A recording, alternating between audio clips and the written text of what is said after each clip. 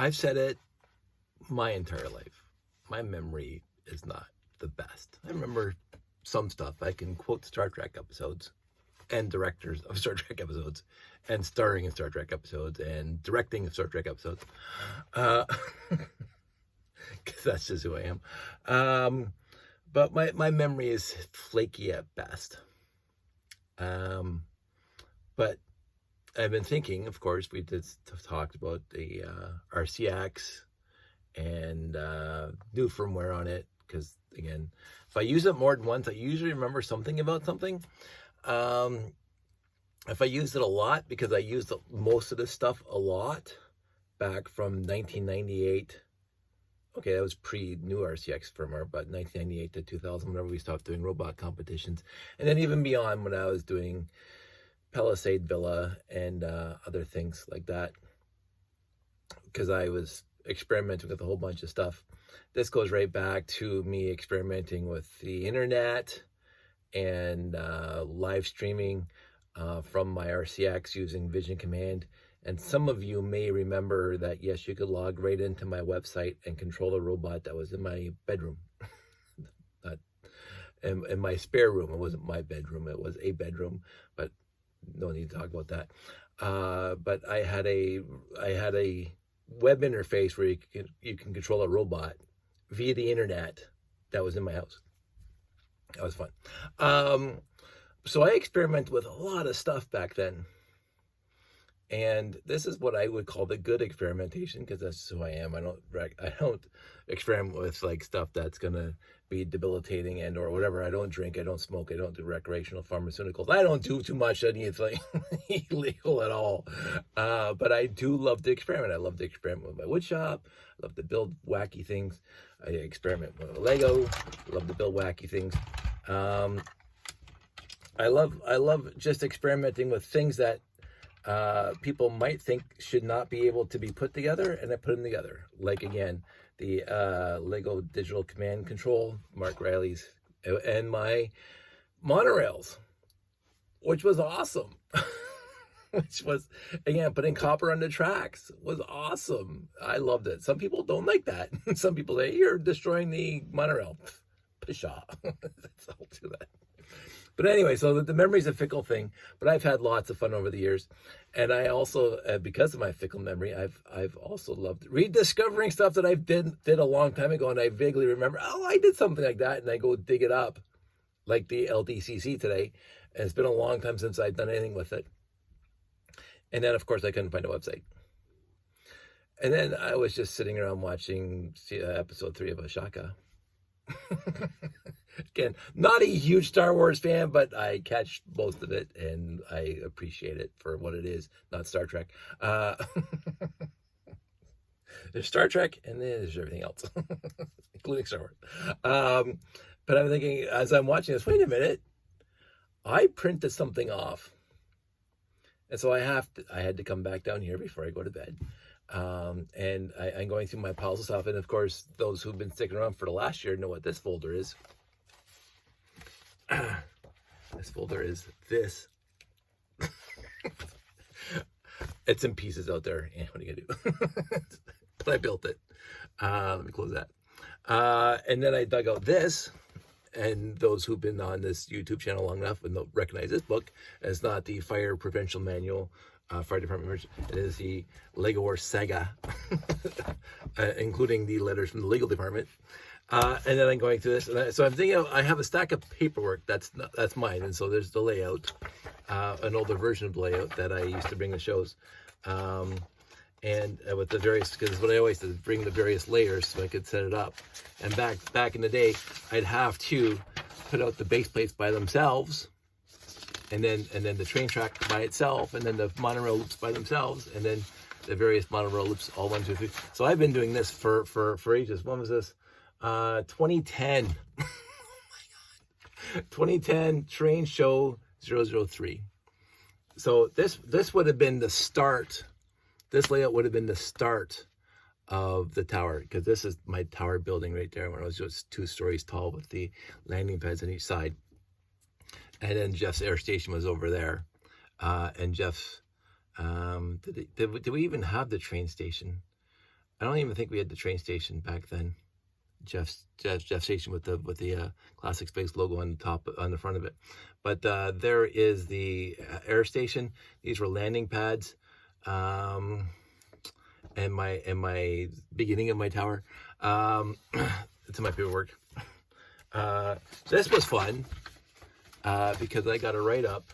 What did I get written up in here? I have to go find it now. This was Hissabrick. Yeah, Hissabrick. And I have to remember what it is. My SEQ story by me.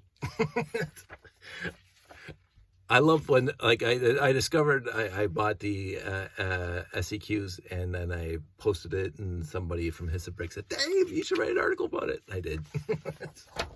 It was so I post on Lugnet. Here it is. So I even, and on Lugnet, not in 2010, but whatever it is, thinking about. I know I'm posting to what some would say is a very obscure site these days, Lugnet, about a very obscure finding: 4.5 volt programmable bricks, made from a very defunct Lego Technic theme, 4.5 volt. But there will be a few of us old timers. I'm classifying myself as an old timer that may appreciate this. And then there's a picture of my SEQ. I swapped an SEQ for something else. One of my friends who is heavy into that. And then, of course, there's a 2-page article that I wrote for Hissabrick way back in the day. This one is, what's the date on this one? I want to say it was a few years back. It was and it was virtual, so I downloaded it. This one is I can't find a date on this, which is sad. But Hissabrick number 33. I have my article in there. 2018, maybe. Fun article. And then my Lego Wars 3 or 5 are Saga, and so I started making all those little brochures that we had when we were younger. One of my favorite pictures right there. It's got a monorail in it. This was another one. This one, Lego used to make really cool pictures. really cool pictures. But nothing's going to beat the originals. But mega car. So I used to do this a lot back in the day when I was thinking about what the story was going to be when I was writing the continuation of the Lego Wars saga. My friend Andrew and I, whoops, let me just lock my camera. My friend Andrew and I were working together, and he loved the story. And we went on with that. So I got lots of my own paperwork, but then there's this white binder. And this white binder was very important for me during my robot building days and programming days, because in this book, oh look, another, this is like Jeff and I, our second or third layout. It's got the train track on the perimeter, so we could have this giant space train around there, and we had 2 monorail loops. So this is like way back. This is, well, let's say 2010 hobby show, but that's not it. This is like 2008. I might have been like modifying it to go forward. But anyway, in here, we have the NQC, programming Lego for NQC. And that's every time I go to build a robot and program, I have to reconsult the programmer's guide that Dave Baum wrote, because, this by Mark Overmars, revisions by John Hansen, but using NQC that I believe Dave Baum created. Again, I might get all those names mixed up. But NQC is what was fantastic. I think my first 2 robot shows, I was just using these standard RIS graphical interface to program my robots. But the second I got my hands on NQC, I never went back. I never used it again. But also in this book, the white book, I realized I printed it. I printed his website, Mark Riley's Mark's Bits and Pieces DCC for the RCX. I printed it, so I don't have to go find his webpage anymore. I have it right here. And so this goes through the entire how to download firmware, how to program bricks, how to build bricks, how to incorporate the DCC chip into.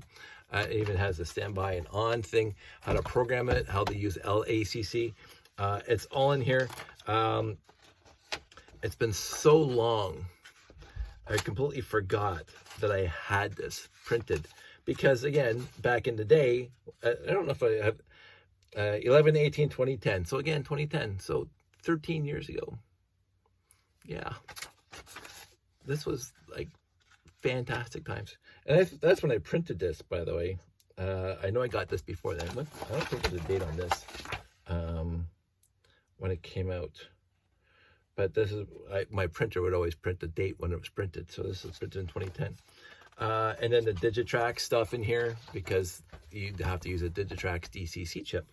And it would tell you all the different codes that you would put in there. So I printed all that stuff because that's what I used to do. when I came across something I completely loved and adored. It's just like I now have the manual for the SEQs, and I keep on meaning to update those SEQ manuals to make them. I see, I wasn't lying. There's a rotation sensor, there's a touch sensor, there's a way of connecting the other and programming the LDCC to, you press the button and it stops. It tells you how to do it right here, and I might do it later. But Mark Riley's DCC stuff, I have printed. So if somebody's missing, like, I don't know, I'm going to do a deeper Google, my Google foo, and find, I found the other guy's webpage that I used to talk to, and I can't remember his name. I'm a really nice guy, who also is completely hardcore over Mark Riley's LDCC because he did it in his train layouts. But it's missing all the. He might have the manual on his page. I don't know. But anyway, I'm happy I found it because I was worried. I was worried there for a second that I would never be able to program these chips again because I got these. Oh, where did I put them? On here. I got these things, and I would not remember how to code them to be 1, 2, 3, 4, 5, 6, 7, 8, or 9. But now I found the book, and I'll be able to do it. So I'm going to, and then I have a dialogue thing in here. I don't know what this is doing here. 6L4V9SL6SR19SM. This is a listing of the monorail pieces I needed for a layout.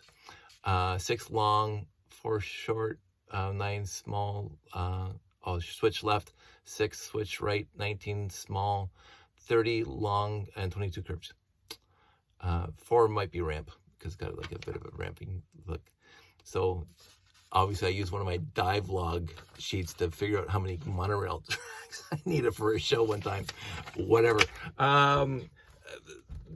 To finish this up, all this is going to be packed up relatively soon, being an operative word, soon being, and it's all going upstairs to Josh's room, and Josh's room is coming down here. So there will be an absence of Lego talk during that time, and I'm not sure when that's going to start. We're waiting for life to get a little less insane right now, and then Christmas is coming up, which is crazy. So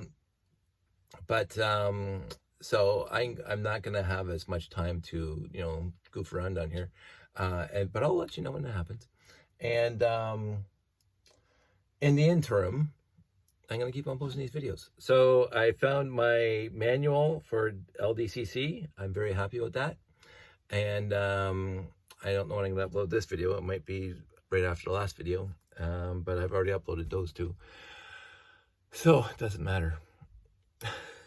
The guy behind the curtain doesn't have to tell you what's going on behind the curtain. You don't need all the ins and outs of what's going on here. I want you guys to stay safe. I want you guys to take care of yourselves. I want you guys to know that you're appreciated. Yeah, that's it. Stay safe. I'll talk to you soon.